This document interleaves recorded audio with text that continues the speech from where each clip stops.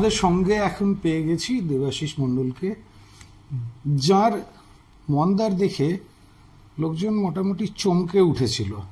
হবেই তো, শেক্সপিয়ারকে যদি আমরা বাংলায় পাই, ম্যাকবেথ যদি বাংলায় পাই, মানে একজন নাটকের ছাত্র হিসেবে এর থেকে বড় কিছু তো হয় না বোধহয়, নাকি?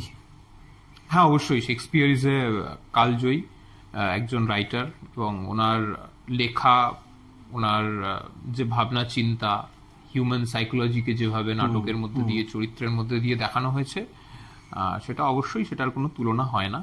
এবং আমি ব্যক্তিগতভাবে শেক্সপিয়ারের যে কটা ট্র্যাজেডি প্লে করেছি, সেটা আমাকে অভিনেতা হিসাবে গ্রো করতে অনেক সাহায্য করেছে। ম্যাকবেথকে বাংলায় অ্যাডাপ্ট করে সিরিজ বানানো, তার পেছনে অনির্বাণ ভট্টাচার্য, তিনিও নাটকের, বেসিক্যালি তিনিও নাটকের মানুষ, অবশ্যই। তো সেই ভাবনা চিন্তা থেকেই মন্দারের মতন একটা সিরিজ হয়েছে। আর এখানে আমরা আজকে যে জন্য এসেছি সেটা হচ্ছে রাপ্পা রায়, যে রাপ্পা রায়কে আমরা কমিক স্ট্রিপে দেখেছি, সেই রাপ্পা রায় এবার সেলুলয়েডে। এই প্রজেক্টটা, এই কাজটা কতটা অন্যরকম? মানে অনেকের তো অনেক কিছু মানে ড্রিম প্রজেক্ট থাকে, সেই জায়গাতে তোমার ভূমিকাটা এখানে কি, চরিত্রটা এখানে কি? হ্যাঁ, রাপ্পা রয়, এটা রাপ্পা রয় যে কমিক্স যারা পড়েছেন তারা জানেন। রাপ্পা রয়ের fullstop.com বলে যে একটা এপিসোড আছে, সেখান থেকে এই ছবিটা অ্যাডাপ্ট করা হয়েছে, এবং সেখান থেকে ইন্সপায়ার্ড হয়ে একটা এই গল্পটাকে বাঁধা হয়েছে এবং ডেভেলপ করা হয়েছে। আচ্ছা। তো এই গল্পের মধ্যে রাপ্পা রয়ের মধ্যে যা আছে তার প্রায় 90% বেশি এখানে পাবেন এই ছবির মধ্যে ডেভেলপ করা হয়েছে। তো সবটা মিলিয়েই খুব ইন্টারেস্টিং। এটার মধ্যে অনেকগুলো জনরা কাজ এই গল্পটার মধ্যে রয়েছে। আমার চরিত্রটার নাম হচ্ছে মোমো, ও একজন ফ্যামিলি ম্যান, আর ওর বউ এবং একটা বাচ্চা রয়েছে, এবং ও একটা ক্রাইম অর্গানাইজেশনের জন্য কাজ করে। আচ্ছা। তো তার অ্যাকাউন্টেন্ট হিসাবে, এবং সেখানে কাজ করতে করতেই সে তার একটা প্ল্যান সে করে, এবং সেই প্ল্যানটা কোনো কারণে একটা অন্যদিকে ঘুরে যায়, এবং তার মেয়ে কিডন্যাপ হয়ে যায়।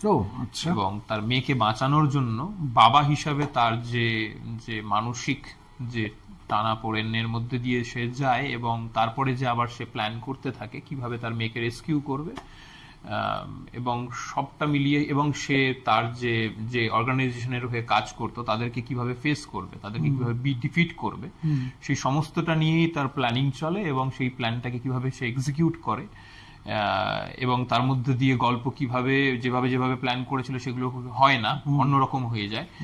এই সারপ্রাইজ গুলো নিয়েই ফিল্ম এগোতে থাকে, এবং সে ফাইনালি রাপ্পা রয়ের হেল্প নেয়, নিয়ে তার মেয়েকে সে রেস্কিউ করে, এবং রাপ্পা রয়কেও হেল্প করে, তাকেও মানে একটা ক্রাইম হওয়া থেকে তাকে বাঁচতে সাহায্য করে। তো এই সমস্তটা মিলিয়েই একটা খুব ইন্টারেস্টিং গল্প, যেখানে রাপ্পা রয় যে মেইন ক্যারেক্টার, যে আর কি এটার মানে এটা যে মানে এটা যে গোয়েন্দার মতন সে এটা খুঁজছে, সে অ্যাকচুয়ালি ইনভলভ হয়ে সে নিজেকেই তারপর বাঁচানোর জন্য সে ফাইট করতে থাকে। আমরা দেখেছি, মানে রাপ্পার যে গল্পগুলোতে দেখেছি, ও একজন সাংবাদিক, কিন্তু তার মধ্যে একটা ওই টিনটিনের মধ্যে যেমন ছিল, হার্জের টিনটিনের মধ্যে যেমন ছিল, রাপ্পার মধ্যেও সেটা আছে। কোথাও একটা ফান এলিমেন্ট প্রচুর আছে রাপ্পার মধ্যে, সিনেমাটাতে সেটা থাকছে, একদম থাকছে। রাপ্পা রয়ের যে বন্ধু বলে টনি বলে একটি চরিত্র রয়েছে, খুবই ফানি একটা ক্যারেক্টার, এবং সেরকম ভাবে কাস্ট করা হয়েছে দেবাশিস রায় বলে একজন অ্যাক্টর, খুব ভালো অ্যাক্টর। ওর সঙ্গে আমি আগেও কাজ করেছি। রনিদা আছেন, সৌরভ আছে, সৌম্য রাপ্পা রয়ের চরিত্র করছে, অলিভিয়া আছে, সকলে মিলিয়ে খুব ভালো একটা কাস্ট। শুনছিলাম এবারের কলকাতা ইন্টারন্যাশনাল ফিল্ম ফেস্টিভ্যালে ছবি আসছে, কি ছবি আসছে? একটাই ছবি রয়েছে আমার, একটা হিন্দি ছবি গত বছর শুট করেছিলাম আমরা, জগন ছবিটার নাম। তো 3টে স্ক্রিনিং করা হচ্ছে। তো দর্শকরা যারা দেখতে চান, সিনেমা লাভার যারা সিনেমা দেখতে চান, ভালো সিনেমা, মানে এই সিনেমা বানানোর জন্য সিনেমা, এটা কোনো বক্স অফিসের জন্য বানানো সিনেমা নয়, বা স্যাটেলাইট সেলের কথা ভেবেও বানানো সিনেমা নয়, বা কোনো ফেস্টিভ্যালকে টার্গেট করেও বানানো সিনেমা নয়। এটা একদম সিনেমা, একদম নিউট্রাল, যেরকম সিনেমা বানাতে চান, কোন রকম বায়াস ছাড়াই ডাইরেক্টর একটা সিনেমা বানিয়েছেন। তো যারা সিনেমা প্রেমী মানুষ তাদের আশা করি ভালো লাগবে। একটা একদম অন্য কথা জিজ্ঞেস করছি, দেবাশিসের কতক্ষণ জিমে কাটে? আমি কোনোদিন জিম করি না, এটা আমাকে অনেকেই জিজ্ঞেস করে, কিন্তু আমি জিম করি না। আমি ছোটবেলা থেকে মার্শাল আর্টে ট্রেন্ড, আচ্ছা, এবং তারপর বিভিন্ন রকম থিয়েটারের সুবাদে অনেক রকম মার্শাল আর্ট শেখার সুযোগ হয়েছে। আমার শুরু হয়েছিল তাইচি চুয়ান, যে শাওলিন কুংফু, সেটা দিয়ে, কিন্তু পরবর্তীকালে কেরালার কালারিপায়টু, মণিপুরের থাংটা, তারপর মাথুরার ইউপির পেহলওয়ানি, যে দেশি যে রেসলিং সেটা, এবং রাজস্থানের যে মার্শাল আর্ট, এমপি ছত্তিশগড়ের যে স্টিক ফাইট, এগুলো সমস্ত কিছু থিয়েটারের সুবাদেই আমার শেখা। তো সেইগুলোর একটা, এবং যোগা অফকোর্স, তো সেই সব কিছু মিলিয়ে আমার একটা বেসিক রুটিন রয়েছে, যেটা আমি রেগুলার একটা ডিসিপ্লিনের মতন আছে, সেটা আমি করি।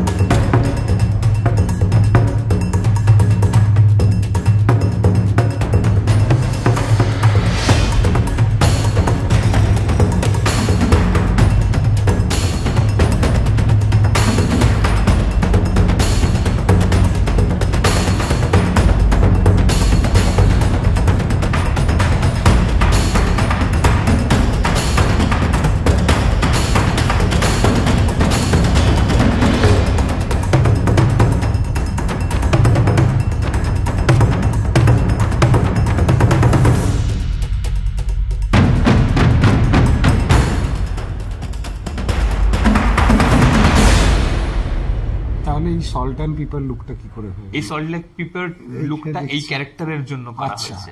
আমার যে অ্যাকচুয়াল লুক সেটা অনেক বেশি ইয়াঙ্গার, আমার এজের থেকেও। তো সেই জন্য ডাইরেক্টর চেয়েছেন যে এই ক্যারেক্টারটার এজ একটু বেশি, এবং এই লুকটাও একটু এই একটু একটু একটু এজেড, একটু ভারী কি উনি চেয়েছেন। তো সেই জন্য এই লুকটা ক্রিয়েট করা হয়েছে। আর আমরা একেন বাবুতে দেখেছি, আগে আর কি কি কাজ আসছে এরপর?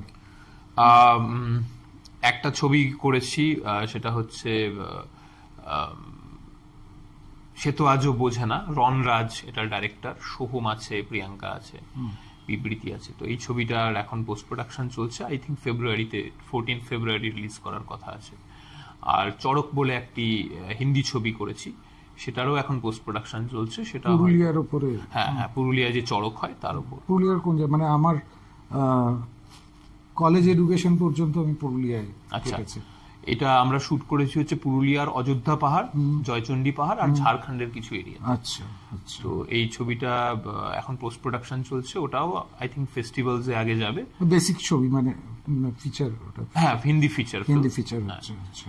তো এটাও ফেস্টিভ্যালের যাওয়ার পর আই থিঙ্ক কোনো থিয়েটারে রিলিজ। আর এমনি বলিউডের কি কি কাজ হচ্ছে? বলিউড বলতে বলিউড সেরকম ভাবে তো নয়, কিন্তু হিন্দি ছবিতে হ্যাঁ কথাবার্তা চলছে আর কাজকর্ম চলছে। তো দেখা যাক আগে কতটা কি করা যায়। আর এই রাপারায় fullstop.com সম্বন্ধে দর্শকদের কি মেসেজ দিতে চাইবেন? রাপারায় fullstop.com যারা পড়েছেন তারা জানেন যে কমিক্সটা কি এন্টারটেইনিং, এবং এর মধ্যে কলকাতার সাবেকিয়ানা রাপারায় ক্যারেক্টারটা, তার বন্ধু, তার এবং যে fullstop.com যে ক্রাইম অর্গানাইজেশন, এই সমস্তটাকে কলকাতার পরিপ্রেক্ষিতে ডেভেলপ করা হয়েছে, এবং যে চরিত্রগুলো আনা হয়েছে সেগুলো চেনা হলেও খুব অচেনা, খুব আলাদা ধরনের চরিত্র। তো সেগুলোকে ক্রিয়েট করা হয়েছে। ডাইরেক্টর যিনি আমাদের ধীমান দা, উনি ক্রিয়েট করেছেন চরিত্রগুলো। তো সেগুলো খুব ইন্টারেস্টিং লাগবে দেখতে। তার মধ্যে আমার একটা চরিত্র রয়েছে মোমো, সেটাও খুব ইন্টারেস্টিং ক্যারেক্টার।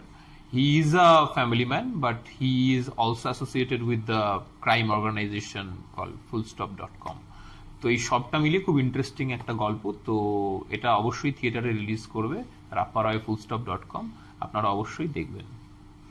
আমাদের সঙ্গে এতক্ষণ ছিলেন দেবাশিস মণ্ডল, একজন গুণী অভিনেতা। তার ব্যস্ততার মাঝে শর্ট চলছে, তার মাঝেও ওয়ান্ডার ওয়ার্ল্ড বাংলাকে আপনি যে সময় দিলেন এর জন্য অশেষ কৃতজ্ঞতা। Thank you, most welcome.